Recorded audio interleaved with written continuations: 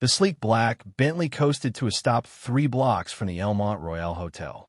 Ethan Blake glanced at his Patek Philippe. 6:38 p.m., just before peak check-in. He turned to his driver. "Wait for me at the secondary location, Andre. This might take a while." Andre, who'd driven Ethan for nearly 15 years, looked into the rearview mirror, concern etched into his face. "Sir, are you sure? I could drop you closer." "That defeats the purpose," Ethan interrupted, grabbing a frayed duffel bag beside him. His usual handcrafted leather luggage stayed locked away.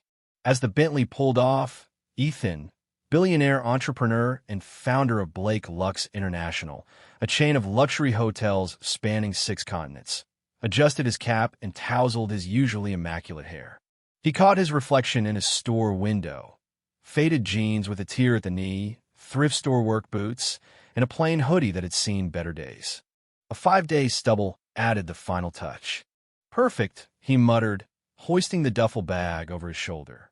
At 54, Ethan Blake still carried the lean strength and mental sharpness that had turned a run-down roadside motel, his father's only legacy, into a global hospitality icon. Yet recently, something about the Elmont Royale, his crown jewel, had been gnawing at him. For 3 straight quarters, guest satisfaction scores had declined. Complaints showed a pattern: condescension, selective service, rudeness. His executives dismissed it as statistical noise, but Ethan's gut told him otherwise. So tonight, he wasn't Ethan Blake. He was Ethan Grant, a freelance photographer between gigs whose Airbnb had canceled at the last minute. He had even practiced dropping his usual crisp enunciation for a casual, Midwest twang. The glass doors of the Elmont Royale parted as he entered. The lobby, a masterpiece of muted opulence he had personally overseen, welcomed him. Carrara marble floors, Austrian crystal chandeliers, and curated orchids flown in weekly. A group of conference-goers brushed past him. One bumped his shoulder without so much as a glance. Approaching the front desk, Ethan targeted the youngest clerk, whose name tag read Lena Morales. "Evening. I need a room. Didn't plan ahead. Other place fell through." Lena smiled, professional and warm. "Of course, sir. May I see your ID and credit card?" As Ethan reached for the faux wallet containing an alias ID, a tall, silver-haired man in an expensive suit glided over. His expression twisted with disdain as his eyes met Ethan's. "Is there a problem, Lena?" "No, Mr. Hartley," she replied, a flicker of unease passing through her eyes. "I was just checking this gentleman in." Ethan instantly recognized Graham Hartley, the hotel manager, appointed 2 years prior with stellar credentials and a glowing recommendation. They had met only once, briefly. Hartley leaned toward Lena, whispering something that made her flinch. He turned to Ethan with a practiced smile. "I'm afraid we're fully booked tonight." Lena blinked. "But sir, we still have." "Fully booked," Hartley repeated, his voice sharp. Turning back to Ethan, he added loudly, "Perhaps one of the hotels downtown would better suit your needs.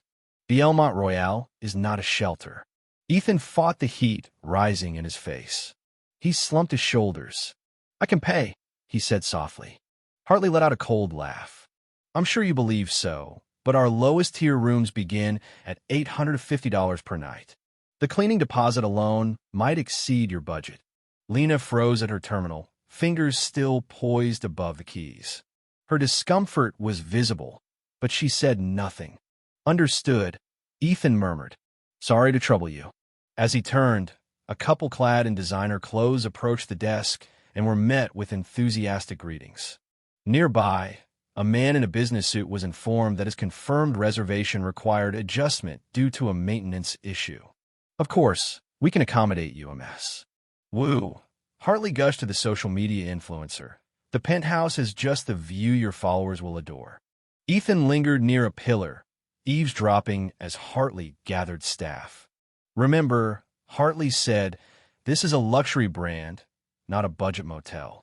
We cater to an elite clientele." Staff nodded, though 2 exchanged uneasy glances. Outside, Ethan walked across the street to the modest seaside inn. A middle-aged receptionist greeted him with warmth and zero judgment. "Tough day?" she asked, processing his card. "You could say that," he replied. "My cousin used to work at the Royale," she said, handing over the key. Said ever since that new manager came in, it turned into a pageant. "We don't have silk sheets, but we respect our guests." In his plane room, Ethan called his chief of staff. "Maya, it's worse than we thought. Pull everything we have on Hartley. Performance reviews, HR complaints, all of it."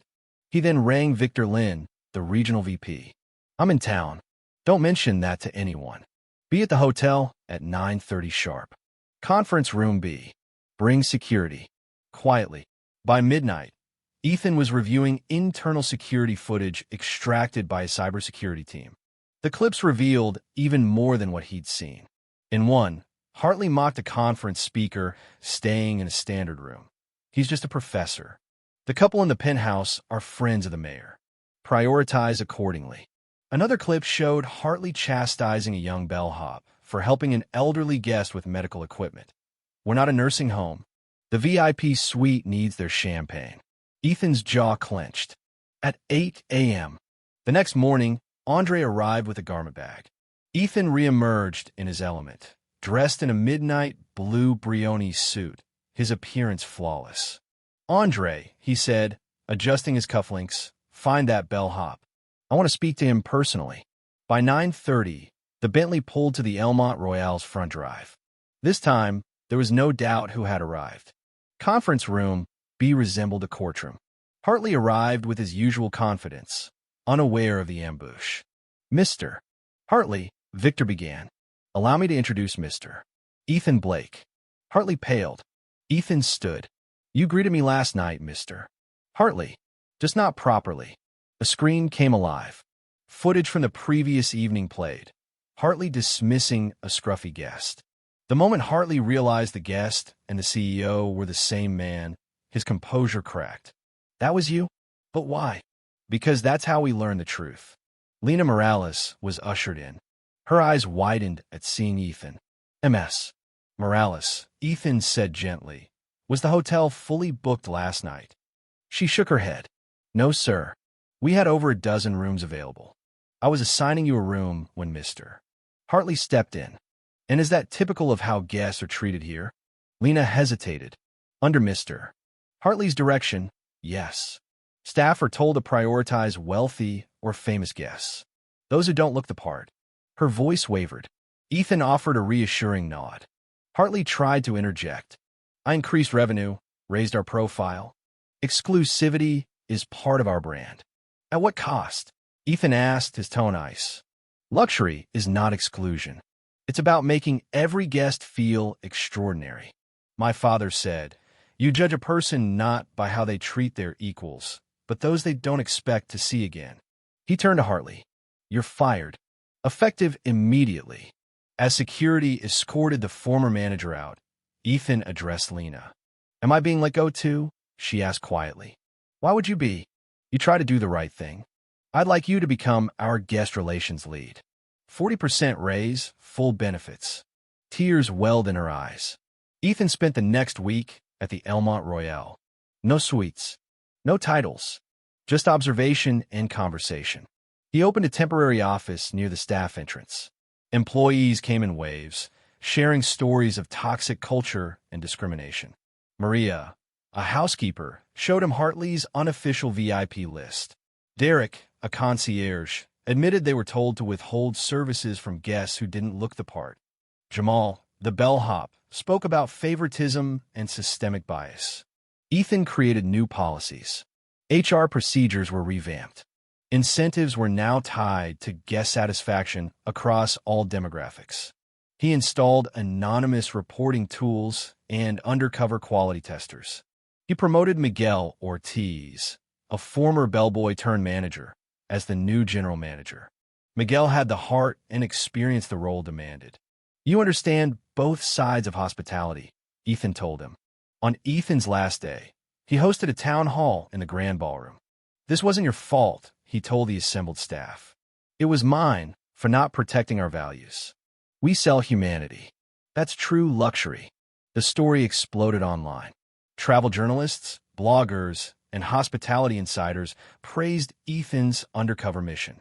One viral article titled, "The Billionaire Who Was Homeless for a Night," summed it up. Luxury isn't thread counts. It's dignity. Bookings soared. Satisfaction scores reached record highs. Staff retention improved dramatically. Ethan returned months later, this time openly. Miguel led him to the staff lounge. On the wall hung a grainy security photo of Ethan in disguise. Below it, in cursive, "Never judge a guest by the luggage." Sofia Morales approached, confident and smiling. Guest satisfaction is up 82%. Staff satisfaction? Even higher. Ethan smiled. That's the real bottom line. As he left, he paused to watch a young backpacker being warmly welcomed. No sneers. No dismisses. Just hospitality.